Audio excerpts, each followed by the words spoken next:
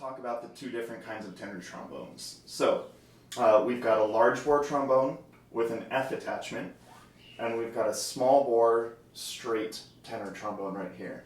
These are both tenor trombones. The lowest fundamental pitch that we can play in first position is B flat.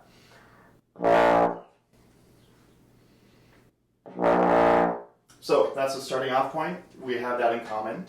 So let's talk a little bit about what the F attachment is. So it's this tube, this extra tube that the small bore doesn't have, that's connected to this valve.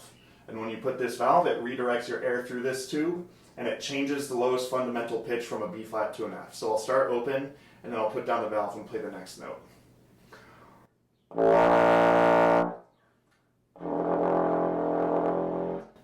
So as you can see, we expand the low range a little bit. There's also some extra low notes that we can play. As you might already know, on the small bore tenor trombone, once you reach 7th position on the low E, there's a gap in the range from that E down to the pedal B flat.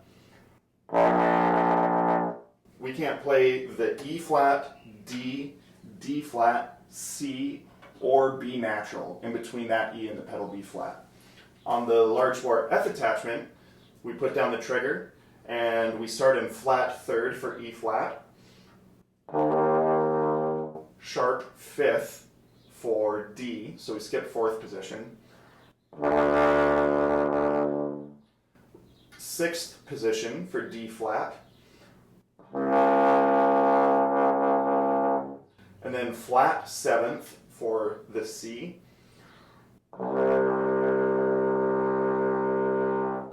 and unfortunately we don't have quite enough tubing to get that low B natural, so we still can't really play that one on the F attachment unless we pull the tuning slide way out here and have a valve in E instead of a valve in F, which I don't recommend because it alters the tone quite a bit. That's really the only way you could play a low B on a tenor trombone. Next, let's talk about the bore size. So this is called a large bore because the bore area here that the mouthpiece goes into is a little bit bigger. So I've got my large bore mouthpiece here, and if I try to put it in my small bore trombone, it doesn't fit, it won't go in. And if I try to put the small bore mouthpiece into my large bore trombone, all kinds of extra room, and if it goes down too far, doesn't create a good seal, so it doesn't really work. Do not get a mouthpiece size converter. I've seen people use a small bore mouthpiece on a large bore trombone, and it just creates all kinds of intonation issues that usually aren't a problem, as well as like pitch accuracy and things like that. So if you've got a large bore, play with a large bore mouthpiece. Small bore, play with a small bore mouthpiece. Don't try and do anything fancy with the converters. With the F attachment, it also gives us a couple of alternate positions in the low register that we don't usually get. So a lot of notes that beginner trombone players dread are low C and low B because they're just difficult to reach. 6th and 7th position aren't really great to use a lot. So here's C in 6th position. Now I'm going to put my slide in flat first and put down the trigger. Same note. Let's play B in 7th. Flat 2nd position with the slide and trigger down.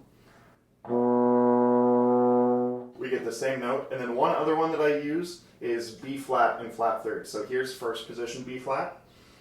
Now I go to flat 3rd, put down the trigger.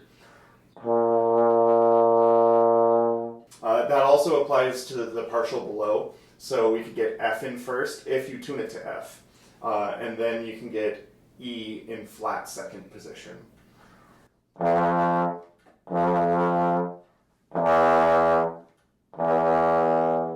Those are the main differences in appearance and functionality. First up, I'll be playing the first 8 measures of Etude Number 1 from the 40 Progressive Studies for Tenor Trombone by H.W. Tyrrell. I'll play it on the small bore first, and then I'll play it on the large bore. So notice I'll use a couple of alternate positions with the valve when I switch to large bore.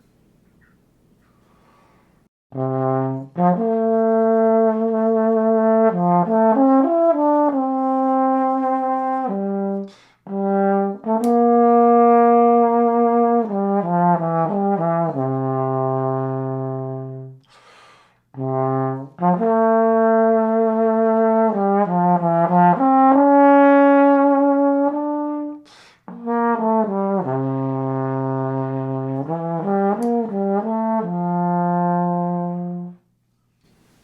there's the small bore. Let's shift over to the large bore now.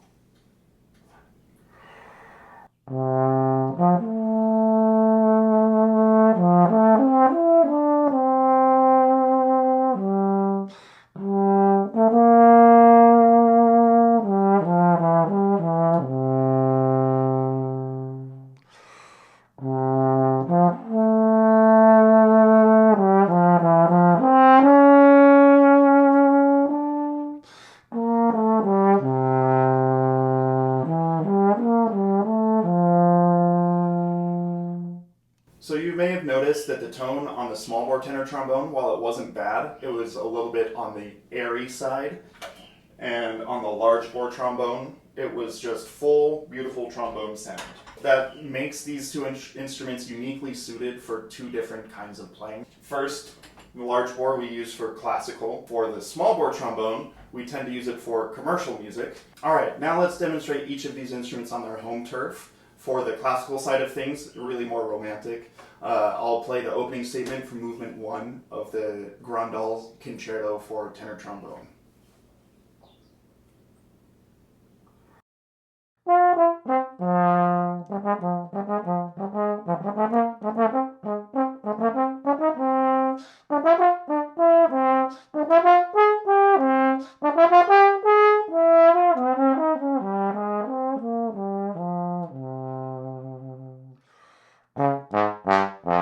To demonstrate the small bore trombone in its natural habitat, I'll be playing the last little bit of a jazz standard called There'll Never Be Another You, and then I'll do about 16 bars of improvising as well.